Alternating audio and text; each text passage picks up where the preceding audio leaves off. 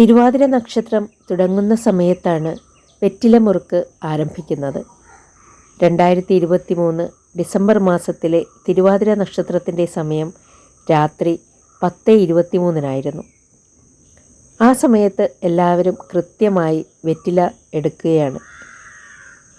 ഈ ചടങ്ങുകൾ ഇരിങ്ങാലക്കുട കൂടൽമാണിക്യം ക്ഷേത്രത്തിൽ സാവിത്രി ടീച്ചറുടെ നേതൃത്വത്തിലായിരുന്നു നടന്നത്.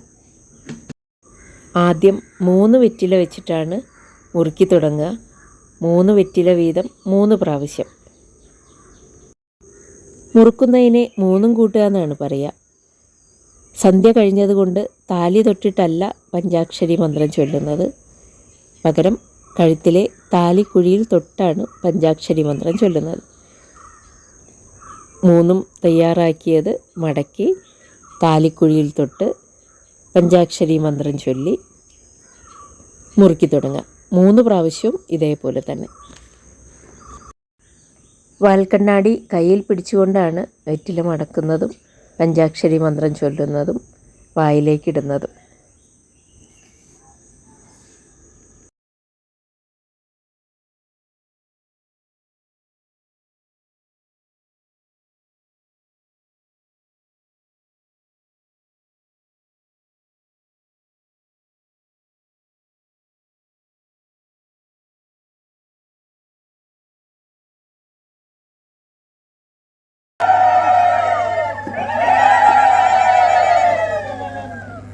അങ്ങനെ വെറ്റില മുറുക്കുന്ന ചടങ്ങ് അവസാനിപ്പിച്ച് എല്ലാവരും എണീക്കുകയാണ്.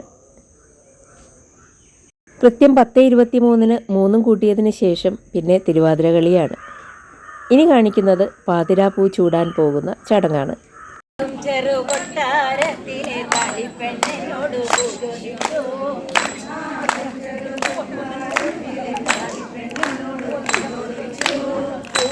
കണ്ടിട്ടോ പൂമരം കണ്ടിട്ടോ എന്തുകൊണ്ട് എന്നോട് ചോദിച്ചു. കണ്ടിട്ടോ പൂമരം കണ്ടിട്ടോ എന്തുകൊണ്ട് എന്നോട് ചോദിച്ചു. പൂവും കണ്ടില്ല പൂമരം കണ്ടില്ല ഞാനക്കൂട തൊഴിമാരെ. പൂവും കണ്ടില്ല പൂമരം കണ്ടില്ല ഞാനക്കൂട തൊഴിമാരെ. രണ്ടാകും ചെറു കൊട്ടാരത്തിലെ താലിപ്പെണ്ണെന്നോട് ചോദിച്ചു.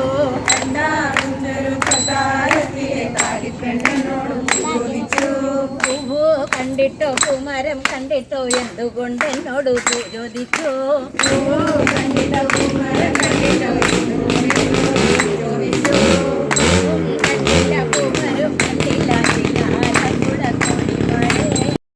ഇങ്ങനെ പാടി പാതിരാപ്പൂ ചൂടാനായി അടുക്കി വെച്ചിരിക്കുന്നിടത്ത് എത്തും. അതിനുശേഷം തിരിച്ചു പോരുന്ന ചടങ്ങാണ് ഇനി കാണിക്കുന്നത്. മാനത്തെ പൂർണ്ണചന്ദ്രൻ ഇതൊക്കെ കണ്ട് ആസ്വദിക്കുകയാണ്. എല്ലാ തോഴിമാർക്കുമായി ചൂടാൻ ഒരുക്കി വെച്ചിരിക്കുന്നത് പൂത്തിരുവാതിരക്കാർ എടുത്ത് മടങ്ങുകയാണ്. മടങ്ങുമ്പോൾ പാടുന്നത് വഞ്ചിപ്പാട്ടാണ്. അമ്പേളി തെല്ലണിയുന്ന തിത്തൈതകതൈതോ. അമ്പേളി തെല്ലണിയുന്ന തമ്പുരാനെ മകനൊച്ച തമ്പുരാനെ കുമ്പിടുന്നേ ഞാൻ.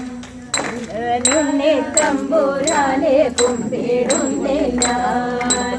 ഇമ്പമൻപോടുയർത്തേണം കമ്പമെല്ലാം ഒഴിച്ചെൻ്റെ.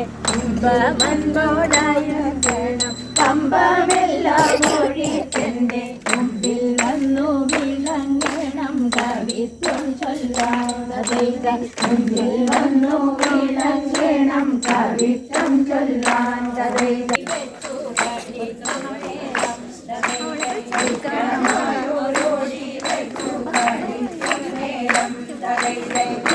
ഇങ്ങനെ കൊണ്ടുവന്ന് വിളക്ക് പ്രദക്ഷിണം വെച്ചിട്ടാണ് ചടങ്ങ് തുടങ്ങുന്നത്.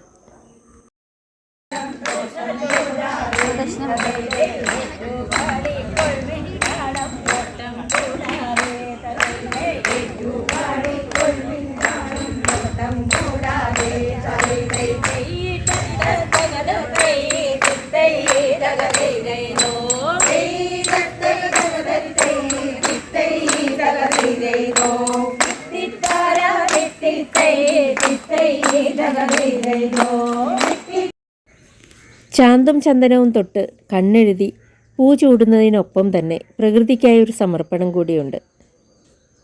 പൂവെടുത്ത് വായുവിന്, അഗ്നിക്ക്, ജലത്തിന്, ഈശന് അതായത് ശിവന് ഒക്കെ ഓരോ ദിക്കിലോട്ടും എറിഞ്ഞ് സമർപ്പിച്ചതിന് ശേഷമാണ് ഈ ചടങ്ങ് അവസാനിപ്പിക്കുക. അത് ഈ വീഡിയോയിൽ കാണിക്കുന്നില്ല കേട്ടോ. തിരുവാതിര ദിവസമാണ് രാത്രി ചാന്ത് തൊടാൻ അനുവാദമുള്ളൂ. ബാക്കിയുള്ള ദിവസങ്ങളിലെല്ലാം പകൽ സമയത്താണ് ചാന്ത് തൊടുന്നത്. കണ്ണിൽ കൺമഷി എഴുതുന്നതിനും പ്രത്യേകതയുണ്ട്. കൺമഷി എഴുതിയതിന് ശേഷം വെള്ളം തൊടണം. എങ്ങനെയൊക്കെ ചെയ്യണമെന്നുള്ളത് ടീച്ചർ പൂത്തിരുവാതിരക്കാർക്ക് കാണിച്ചു കൊടുക്കുകയാണ്. ശിവപാർവതി സങ്കല്പം അമ്മിക്കുഴയിലാണ്. അമ്മിക്കുഴ അരിമാവ് അണിയിച്ച് വെച്ചിട്ടുണ്ടാകും. ഗണപതിയായി സങ്കല്പം കൊടുക്കുന്നത് വിളക്കിനാണ്. ദശപുഷ്പം എരുക്കിലയിൽ വെച്ച് കൊന്നയില കൊണ്ട് മൂടിയാണ് അടുക്ക് തയ്യാറാക്കുന്നത്. ഐതിഹ്യ കഥയിൽ ജീവൻ കൊണ്ടുവന്നത് ഏതുപോലെയാണോ അതുപോലെയാണ് ദശപുഷ്പവും ഇവിടെ കാണുന്നത്. ദശപുഷ്പത്തിന് ജീവൻ്റെ പ്രാധാന്യമുണ്ട് എന്നർത്ഥം. ദശപുഷ്പത്തിൻ്റെ മാലയും അടുക്കും തയ്യാറാക്കും.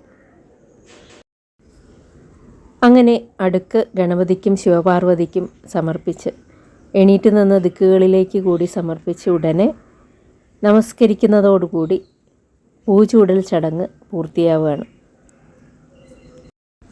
ഇന്നത്തെ വീഡിയോയിൽ ഇത്രയൊക്കെയാണ് ഉൾപ്പെടുത്തിയിരിക്കുന്നത്. ഇത്ര നേരം കണ്ടതിന് ഒരുപാട് സ്നേഹം, സന്തോഷം.